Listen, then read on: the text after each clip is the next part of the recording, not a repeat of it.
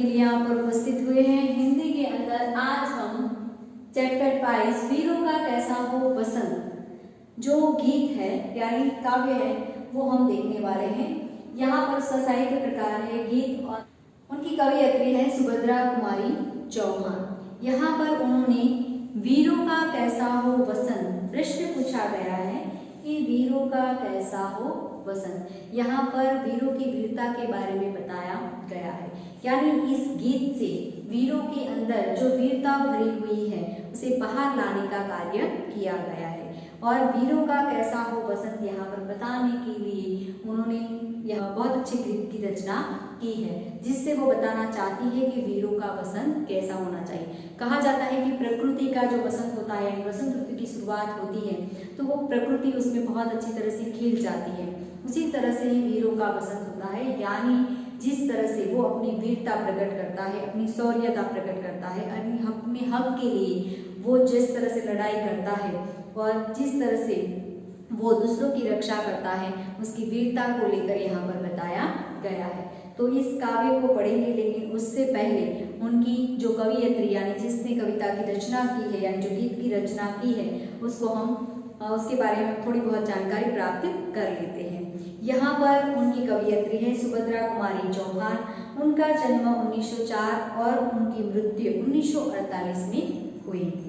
कहा जाता है कि सुभद्रा कुमारी चौहान का जन्म प्राय ठाकुर रामनाथ के घर में हुआ था और उनके पति का नाम था लक्ष्मण सिंह चौहान। उन्होंने बहुत सारे ऐसे गीत की रचना की है जिससे वीरता प्रकट हो सके, यानी जिन वीर लोगों के अंदर जो वीरता भरी हुई है वो प्रकट हो, यानी वो बाहर आ सके। यानी जिस वक्त ये जो गीत लिखा गया था उस दौरान लिखा गया था जब हम अंग्रेजों की जंजीरों में जकड़े हुए थे और आज़ादी प्राप्त करने के लिए हम जूझ रहे थे। तो उस दौरान उन्होंने इस गीत की रचना की थी ताकि जिस लोगों के अंदर वीरता भरी हुई है वो आज़ादी दिलाने के लिए आगे आ सके।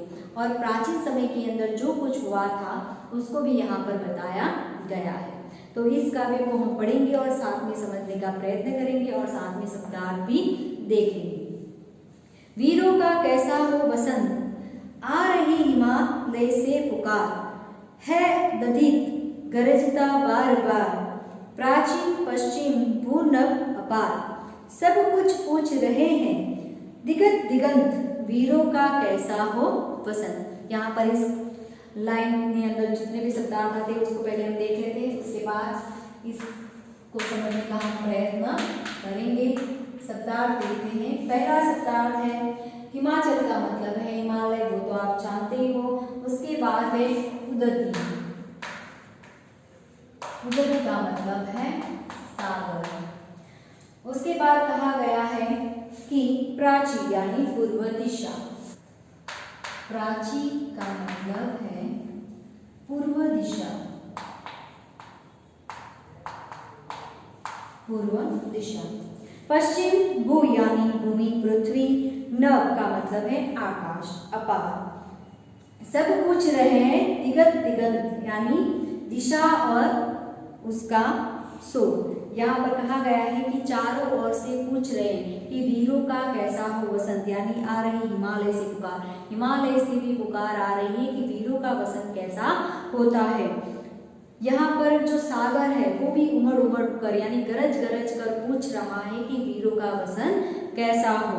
चारों दिशाओं से यानी चारों दिशाओं से उसकी जो उसका जो शोर आ रहा है, चारों दिशाओं की ओर से जो आवाज आ रही है वो भी पूछ रही है, चारों दिशाएं भी पूछ रही है कि वीरों का कैसा हो वसंत। आगे, फूली सरसों ने दिया रंग, मधु लेकर आ पहुंचा अनंत। यहाँ पर कहा गया है कि फूली सरसों के दिया रंग, यानी जो वहां पर सरसों के फूल जो है वो खिल गए हैं, उसके कारण प्रकृति के अंदर एक अलग प्रकार की सुंदरता दिखाई देती है। यानी सरसों के जो फूल होते हैं वो पीले रंग के होते हैं, यानी उसके कारण पूरी दुनिया के अंदर यानी पूरी जगत में जो प्रकृति फैली हुई है वो पीले रंग की उनकी रोशनी जो है वो उसका जो प्रकाश है वो चारों तरफ फैला हुआ है। मधु लेकर आ पहुंचा अनंत, यानी उस वक्त ऐसा लगता है कि जो कामदेव है वो जब प्रकृति की सुंदरता निखर आती है तो उस वक्त ऐसा हालात होता है कि जो कामदेव है वो वहां पर शराब या मदिरा पान लेकर आया हुआ है। वधु वसुधा पुलकित अंग अंग, यानी जब प्रकृति खिल जाती है तो यहाँ पर कहा जाता है कि वधु का मतलब है जो विवाह के लिए जो अच्छी तरह से तैयार हुई होती दुल्हन होती है, उसकी बात की गई है। पुलकित अंग अंग है वीर वेश में किंतु कंत वीरों का कैसा हो वसंत। यहाँ पर वसुधा का मतलब है पृथ्वी। जो पृथ्वी जब वसंत ऋतु आती है तब पृथ्वी इस तरह से तैयार हुई होती है क्योंकि प्रकृति जो है वो चारों तरफ से खिली हुई होती है। तो ऐसा लगता है कि जिस तरह से दुल्हन अपनी शादी के लिए अच्छी तरह से तैयार होती है उसी तरह से ही पृथ्वी जो है वो तैयार हुई है। यहाँ पर कहा गया वीरों का वीर वेश में किंतु कंत वीरों का कैसा हो वसंत। यहाँ पर जो वीर हैं वो अपनी जो सैनिक की जो कपड़े हैं उसमें सज्ज हैं, उनके लिए वसंत के साथ कोई लेना देना नहीं, यानी उनको वसंत में कोई रुचि नहीं होती है। वीरों का कैसा हो वसंत, यानी यहाँ पर बताया गया है कि आखिर उनको वसंत ऋतु में रस नहीं है या दिलचस्पी नहीं है तो उनका वसंत कैसा है। बर रही कोकिला इधर तान मारू बाजे पर उधर गान है रंग और रण का विधान मिलने आए हैं आदि अंत वीरों का कैसा हो वसंत। यहाँ पर कोकिला का मतलब है कोयल, मारू यानी मरु का मतलब है रेगिस्तान। यहाँ पर मारू लेकिन मरु लिखना है हमें, मरु का मतलब है रेगिस्तान। कहा गया है कि भर रही कोकिला, यहाँ पर जो कोयल है जब वसंत ऋतु खिल जाती है तब कोयल को कूकर सबको बताती है कि वसंत ऋतु आई हुई है। उसी दौरान एक तरफ से रेगिस्तान में भी युद्ध के नगाड़े बज रहे, यानी उसकी भी घोषणा की जाती है, यानी एक और वसंत आया हुआ है और एक और वीरों के युद्ध के लिए तैयारी करने की भी शुरुआत हो गई है। रंग और रण का विधान, यानी यहाँ पर जो प्रकृति का रंग है और जो रण यानी युद्ध का जो विधान है वो वहां पर देखने को मिलता है, यानी उन दोनों का जो तरीका है वो वहां पर देखने को मिलता है। मिलने आए हैं आदि अंत वीरों का कैसा हो वसंत, यानी यहाँ पर एक और वसंत ऋतु का मतलब है जो वसंत की शुरुआत होती है। आदि का मतलब है शुरुआत और अंत का मतलब है जो युद्ध होता है तो वहां पर जीवन का अंत आ जाता है, यानी उसी दौरान वहां पर वसंत ऋतु और युद्ध दोनों साथ होते हैं। तो ऐसा लगता है कि आदि और अंत यानी जो शुरुआत है और अंत दोनों एक साथ देखने को मिलते हैं। वीरों का कैसा हो वसंत, यानी यहाँ पर प्रश्न पूछा गया है कि वीरों का कैसा हो वसंत।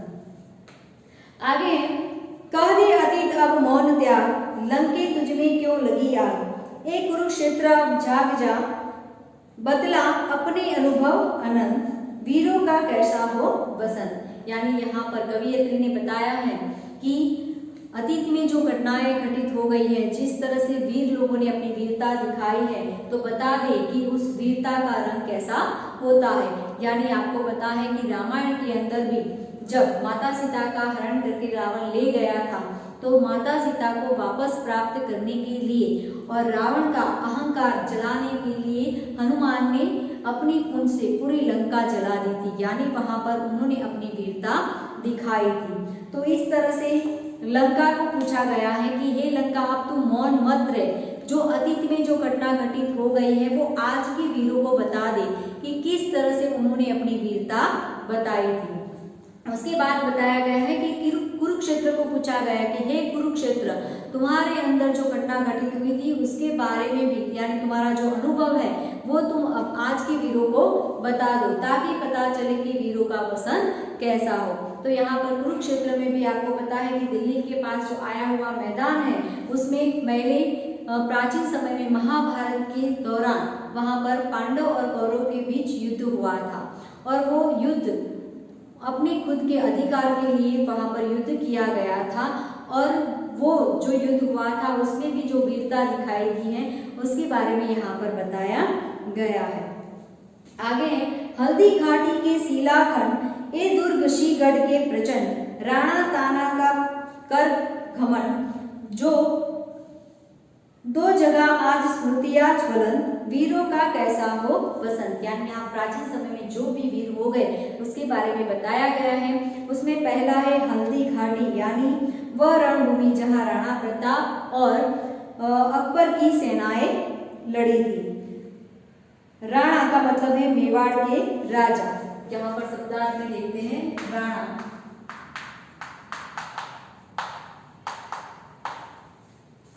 मेवाड़ के राजा। और दूसरा शब्दार्थ है ताना,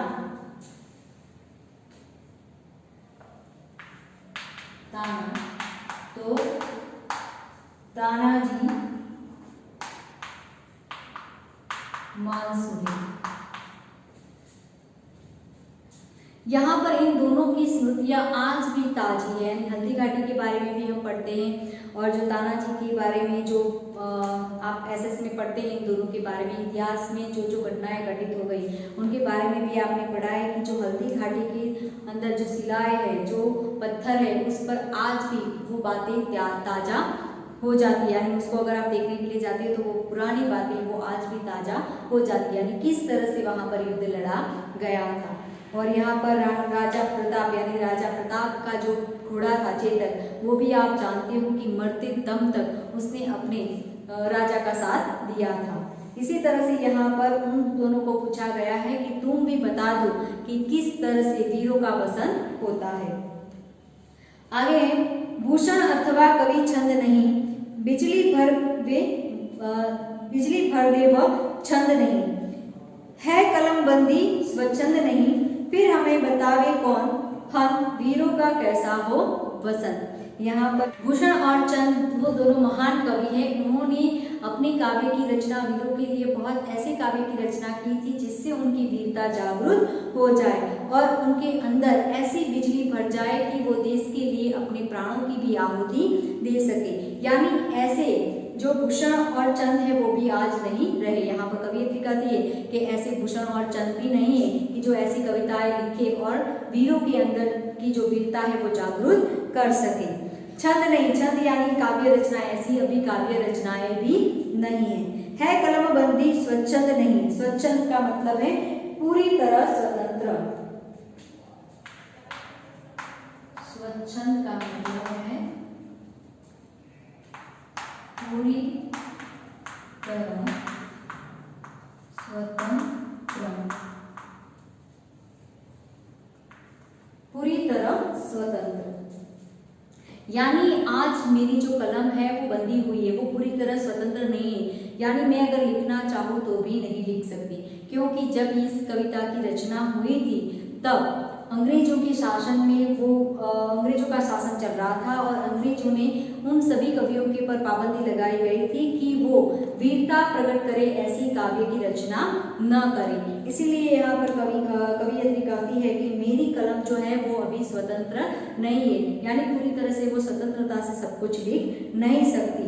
फिर हमें बतावे कौन हंत, यानी यहाँ पर हंत का मतलब है दुर्भाग्य, हंत का मतलब है दुर्भाग्य। यानी हमारा दुर्भाग्य है कि हमें ये जो वीरों का वसन कैसा होता है वो कौन बताएगा। यानी यहाँ पर कवियत्री ने अतीत में भी झांककर देखा, सब में जाकर देखा और वीरों के वसन के बारे में बताया है कि वीरों का कैसा हो वसन। यानी यहाँ पर वीरों की वसन की वीरता के बारे में बताया गया है। तो यहाँ पर हमने चैप्टर 22 वीरों का कैसा हो वसन हमने पढ़ा, समझने का प्रयत्न किया। तो आई होप आपको अच्छी तरह से समझ में आ गया होगा। Thank you very much.